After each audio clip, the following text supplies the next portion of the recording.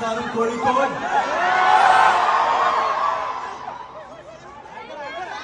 പാട്ടറിയാം.